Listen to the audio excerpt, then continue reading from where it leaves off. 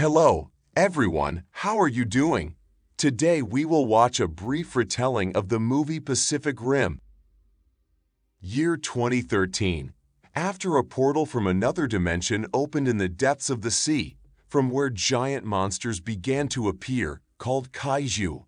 A war broke out that over the course of many years took millions of lives and used up the resources of mankind. United together, the states of the Earth created a project that received the codename Huntsman. To fight monsters, people have created huge robots called Rangers, controlled by a neural interface. The pilot's mind was directly connected to the robot's combat systems, thanks to which the huge machine repeated all the movements made by a person. During the testing phase, it became clear that due to the huge size of the robots, the brain of one person could not cope with such a load, so a two-pilot system was developed based on a new Ranger technology called Drift. In Drift, the minds of the pilots are fused together through each other's memories, allowing them to share control of the huge machine among themselves, one hemisphere each. 2020, a third-generation gamekeeper called Rogue, protecting the coast of Alaska, is run by brothers Riley and Yancey Beckett, who one day are given the task of finding and eliminating a large third-category kaiju called Sharfed near Alaska. During the battle, the Rogue takes heavy damage and Yancey dies. Riley single-handedly finishes off the Razorhead and brings the injured Jaeger to dry land. Unable to experience the pain of losing his brother again and again with new connections of the neural bridge, he quits and gets a job as a builder on the wall, which is being built as a replacement for the Rangers who have lost their former defensive effectiveness in order to protect the coast from the incessant attacks of kaiju. After 5 years, due to the loss of most of the Jaegers in battles with kaiju, the coalition of countries decides to change the strategy, close the Jaeger project and start building a giant defensive wall called the Coastal Wall. The command of the Pacific Defense Corps, represented by Marshal Pentecost, mobilizes the remaining forces at the last combat post in Hong Kong, including the already obsolete Rogue. Riley is the only one who can manage it.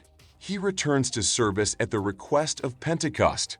He is joined by a budding trainee named Mako, who also dreams of becoming a pilot.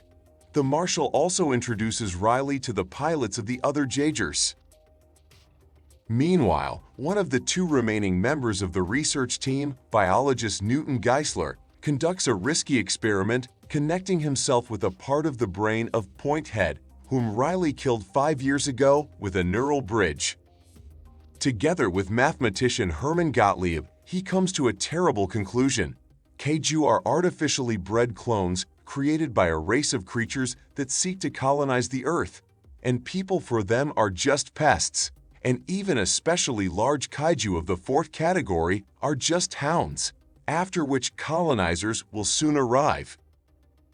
Riley and Mako are testing the Rogue.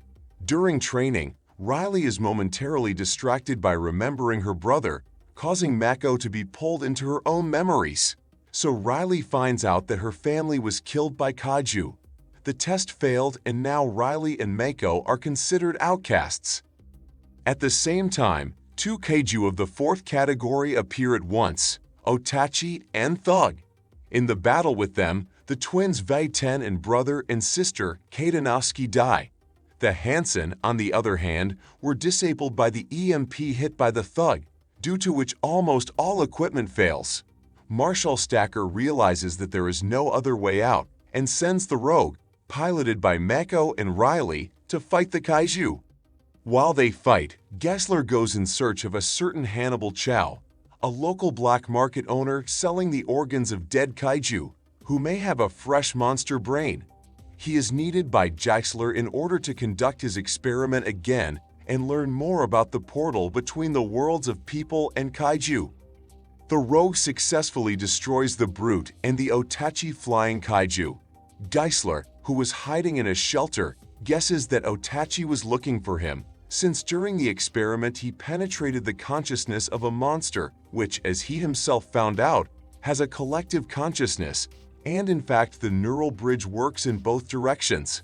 When Hannibal's men begin butchering the kaiju killed by Rogue, it turns out that it is a female and she is pregnant.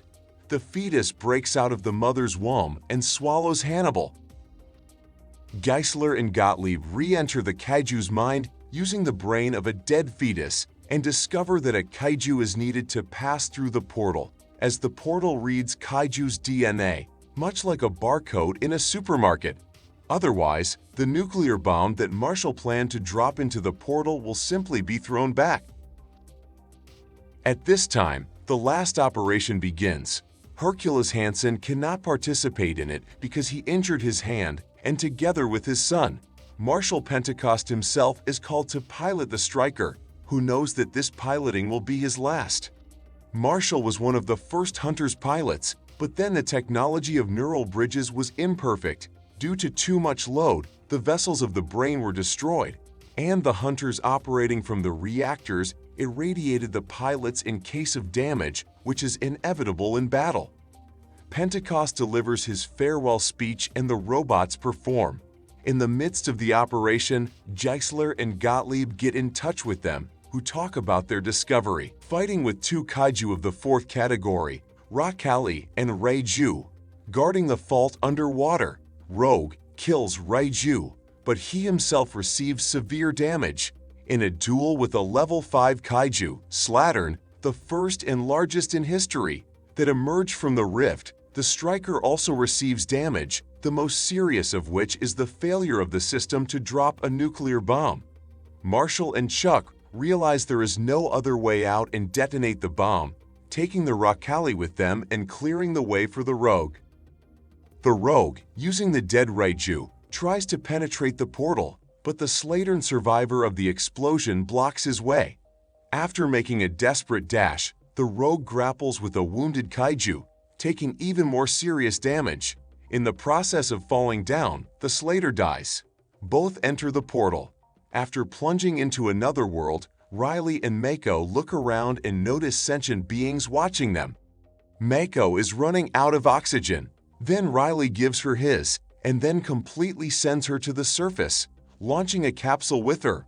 Beckett triggers the self-destruction of the Rogue's nuclear reactor and ejects himself. Thus, Riley and Mako are saved, and the world is forever protected from kaiju attacks from another dimension. This is how the movie ends. Thanks everyone for watching.